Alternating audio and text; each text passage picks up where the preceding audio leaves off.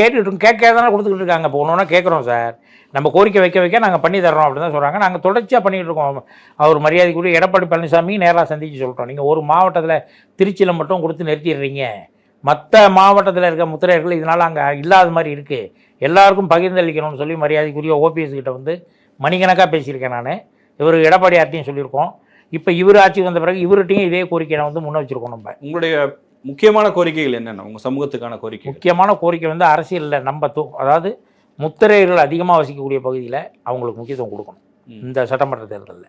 Okay, இது கொடுக்காதனால அதனோட விளைவு என்னன்னா அவங்களுக்கு நாங்கள் சொல்லிட்டோம். எந்தெந்த இடங்களில் அடர்த்தியாக இருக்கு? அடர்த்தியாக தஞ்சாவூர் மாவட்டத்தில் வந்து இப்போ தஞ்சாவூர் டவுனை தவிர மீது எல்லா தொகுதியிலையும் வந்து நாங்கள் வந்து 45லேருந்து 47 இந்த மாதிரி பர்சன்டேஜில் தான் இருக்கும். ரைட்டு. அது போலீஸ் இதே அதான் ரெக்கார்டே அதான்.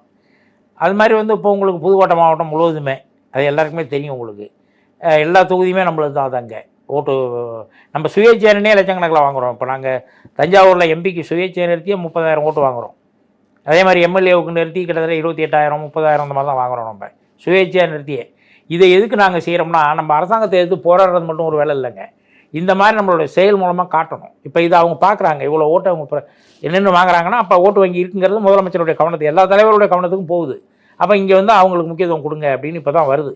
அதுக்கு காரணம் வந்து நாங்கள் ஒன்று ஒன்றா அது மாதிரி செஞ்சுக்கிட்டு இருக்கோம். சுயேட்சையாக நிறைய இடத்துல நிற்க வைக்கிறோம், நிறைய இடத்துல அந்த ஓட்டு வங்கி வந்து கைப்பற்றுறோம். இப்போ பெரம்பலூர் எம்பி தொகுதியெல்லாம் நம்மளுக்கு தான் அது. ஓகே, இல்லை எத்தனை எம்எல்ஏக்கள் தரணும்னு எதிர்பார்க்குறீங்க உங்களுடைய? நம்மளுடைய பர்சன்டேஜ் படி சார் அவர் வந்து கிட்டத்தட்ட ஒரு 20 எம்எல்ஏ வந்து நம்ம கொடுக்கணும். ஒரு திமுக வேட்பாளர்களை 20 பேர் முத்திரையராக இருக்கணும். குறைச்சி எவ்வளோ பேர் இருக்காங்க இப்போ? இப்போ என்ன ஒரு 8 பேர் இருக்காங்கன்னு நினைக்கிறேன். ஓகே, ஆமாம். இதை பற்றிலாம் பேசியிருக்கீங்களா நீங்கள்? இதை பற்றி பேசியிருக்கோம், நிறையா பேசியிருக்கோமே. என்ன சொல்கிறாங்க? இந்த வாட்டி பண்ணுவோம், வர்ற தேர்தலில் நாங்கள் அதை சரி பண்ணுறோம், எல்லாத்தையும் பண்ணுறோங்கிறாங்க. இது திமுக ஆரம்பித்து 76 வருஷம் ஆயிடுச்சு சார். ஆமாம், இது வரைக்கும் பண்ணாத தப்பு தான், பண்ணாத தப்பு தான் சார். நம்ம கேட்கணும்ல. இப்போ நம்மளுடைய கோரிக்கைகளை முன்னே வச்சு போராட்டங்கள் கடுமையாக பண்ணால் தானே கொடுப்பாங்க அவங்க. இது வரைக்கும் பண்ணலை யாரும்.